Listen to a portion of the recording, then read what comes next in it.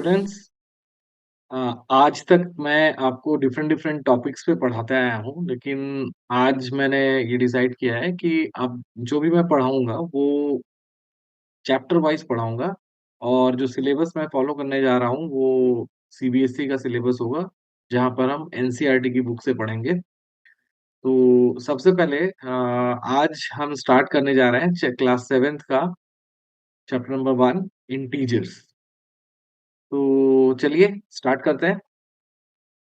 इस चैप्टर को स्टार्ट करने से पहले ये जानना ज़रूरी है कि इंटीजर्स क्या होते हैं? यहाँ पे एक रफ नंबर लाइन बनाता हूँ। मान लीजिए हमारे पास एक नंबर लाइन है और इसका सेंटर जो है वो 0 होता है और इसके बाद जो है राइट हैंड साइड पे सारे पॉजिटिव नंबर्स होते हैं और जो लेफ्ट हैंड साइड होता है, वो सारे नेगेटिव नंबर्स होते हैं।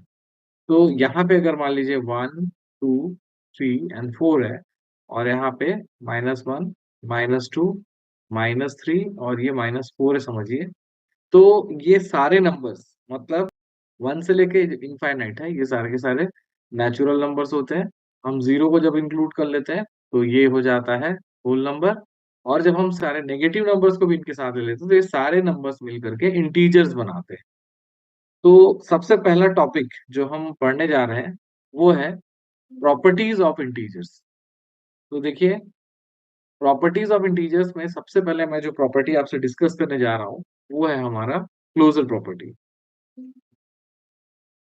Closure property. Closure property discuss करने से पहले मैं आपको बताना चाहूँगा कि कोई भी इंटीजर्स या कोई भी नंबर है, नेचुरल नंबर है या होल नंबर है, उसमें क्लोजर प्रॉपर्टी हम किस तरह से अप्लाई करते हैं। तो एक तो आपका हो गया नंबर और हमारे जो 4 बेसिक ऑपरेशंस होते हैं, क्या-क्या होते हैं 4 बेसिक ऑपरेशन? एक होता है एडिशन, एक होता है सब्ट्रैक्शन, एक होता है मल्टिप्लिकेशन और एक डिवीज़न। तो देखिए मैं एक एग्ज़ाम्पल लेता हूँ सबसे पहले। आपको इंटीजर्स से पहले मैं नेचुरल नंबर्स को लेकर के बताता हूँ। देखिए, नेचुरल नंबर्स की अगर हम बात करें, तो नेचुरल नंबर का जो सेट है, वो स्टार्ट होता है 1 से लेकर के इन्फिनिटी तक, ठीक है? अब मान लीजिए मैं सबसे पहला जो ऑपरेशन अप्लाई करने जा रहा हूँ, मान लीजिए वो है हमारा एडिशन।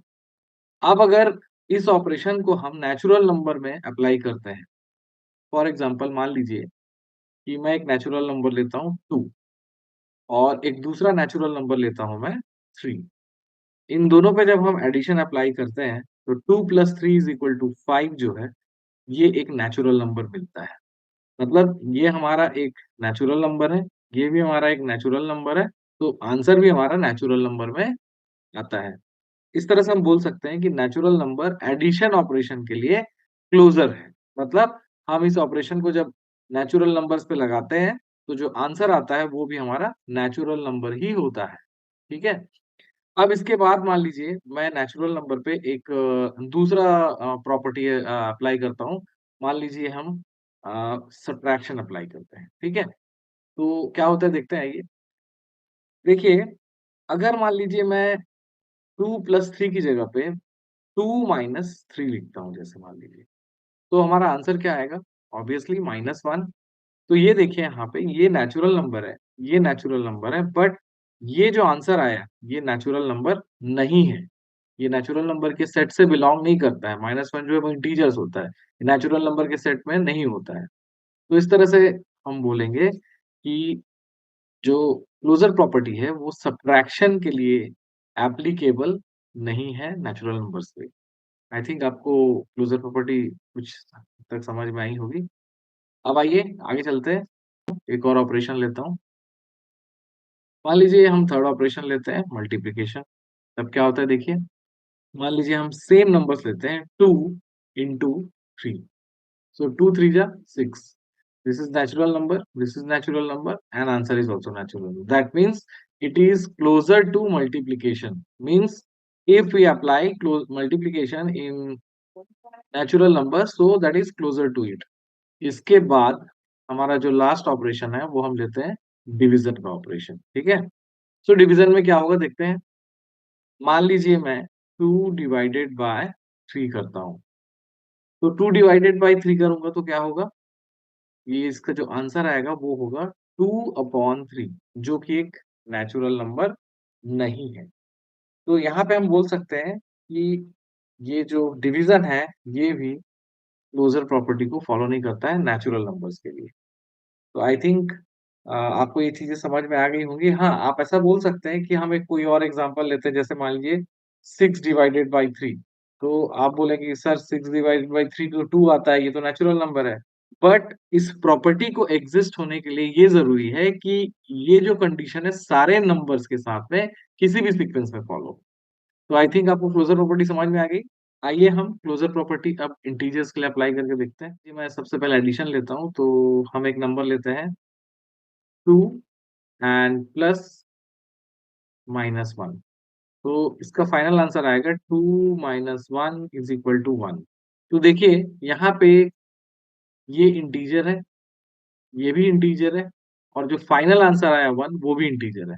दैट मीन्स एडिशन के लिए इंटीजर जो है वो क्लोज़र होते हैं। लेकिन अगर मान लीजिए मैं सब्ट्रैक्शन लेता हूँ तब क्या होता है देखते हैं। आइए इसी कंडीशन को लेके देखते हैं। अगर मान लीजिए मैं सब्ट्रैक्शन के लिए 2 माइनस -1 करता हूँ, तो भी देखिए 2 minus into minus plus 1 is equal to 3।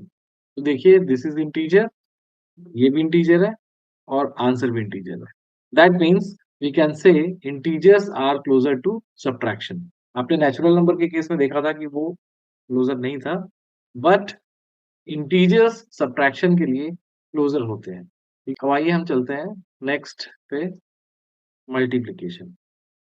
So multiplication के मामले में अगर मैं लेता हूँ 2 एंड इंटू -1, तो आंसर क्या आएगा? आंसर आएगा -2।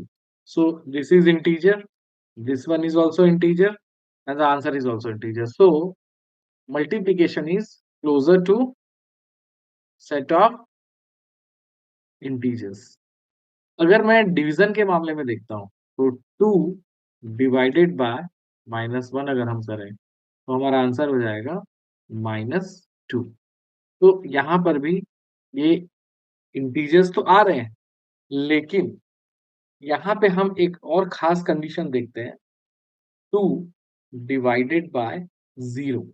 अगर हम 0 से 2 को डिवाइड करें, तो 2 upon 0 is not defined. Okay?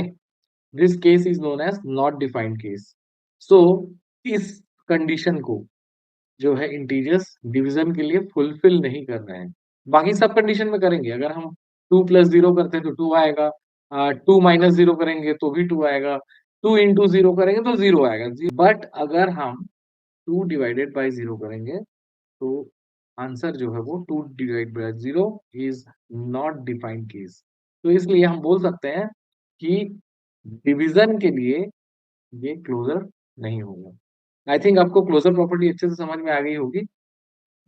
आगे के पार्ट में हम दूसरी प्रॉपर्टी को डिस्कस करेंगे। Thank you.